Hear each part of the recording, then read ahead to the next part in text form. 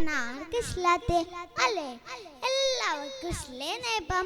നേപ്പക്കൊതി മൂത്ത അപ്പൂപ്പനും അമ്മൂമ്മക്കും ഒടുവിൽ എന്താ സംഭവിച്ചേ? നമുക്കൊന്ന് നോക്കിയാലോ.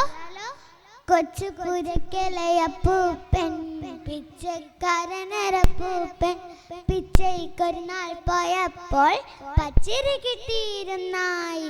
പച്ചരി കൊണ്ട് അപ്പൂപ്പൻ കൊച്ചു പുരക്കല ചെന്നപ്പോൾ അമ്മൂമ്മക്കൊരു കൊതി തോന്നി. അപ്പം തിന്നാൻ കൊതി തോന്നി. പച്ചരി വേഗം കുത്തിയിട്ട് ശർക്കര ചേർത്ത് കലക്കിയിട്ട് ചുടുപറക്കും മൂന്നപ്പം ചുട്ടുപരത്തി അമ്മൂമ്മ. ഹയട ഹയാ നെയ്യപ്പം, വട്ടം വട്ടം നെയ്യപ്പം, മധുരം നെയ്യപ്പം, മധുര ചക്കര നെയ്യപ്പം. വായിൽ വെള്ളം നിറഞ്ഞിട്ട് ഉള്ളിലൊരാശ പെരുത്തപ്പോൾ കൊതിയ നമ്മുടെ അപ്പൂപ്പൻ കയ്യിലെടുത്തു രണ്ടപ്പം. ഇത് കണ്ടപ്പോൾ അമ്മൂമ്മക്ക് അൻഷം വന്നു പെട്ടെന്ന്. ആര് പറഞ്ഞു മുപ്പേന് കയ്യിലെടുക്കാൻ രണ്ടപ്പം?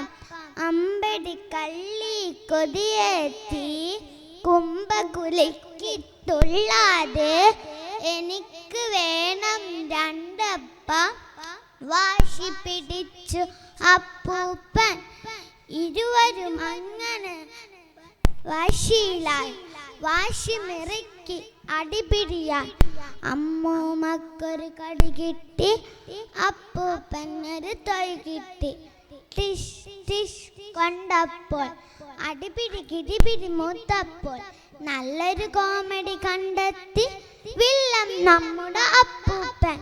ഒത്തിരി നേരം രണ്ടാൾക്കും കൊത്തിയിരിക്കാമിണ്ടാതെ. ആദ്യം മിണ്ടിയാൾ കൊറ്റപ്പം, മറ്റേയാൾക്ക് രണ്ടപ്പം.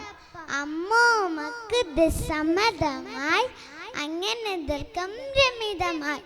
അപ്പം കൊട്ടയിലാക്കിയിട്ട് അങ്ങേ റൂമിൽ വെച്ചിട്ട് വീട്ടിൽ വരാൻ രണ്ടാളും കുത്തിയിരുന്നു മിണ്ടാതെ.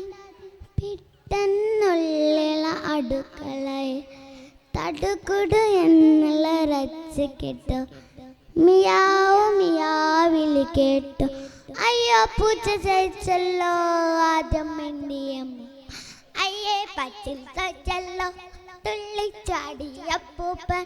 ഇരുവരും അങ്ങനെ ഓടിച്ചാടി കണ്ണപ്പോൾ കുട്ടമറിഞ്ഞ് കിടക്കുണ്ട്. ഉണ്ട കണ്ണും വെച്ചിട്ട് നാം നക്കി നുണഞ്ഞിട്ട് ജനലും ചാടി മറന്നല്ലോ കള്ളിപ്പൂച്ച കരിമ്പൂച്ച. ഉയന്നെ കൊട്ടയെ നോക്കിയിട്ട് ഒട്ടിയ വയറും തടവിട്ട് മെല്ലെ നടന്നു രണ്ടാളും പായ വിരിച്ച് കിടപ്പായി.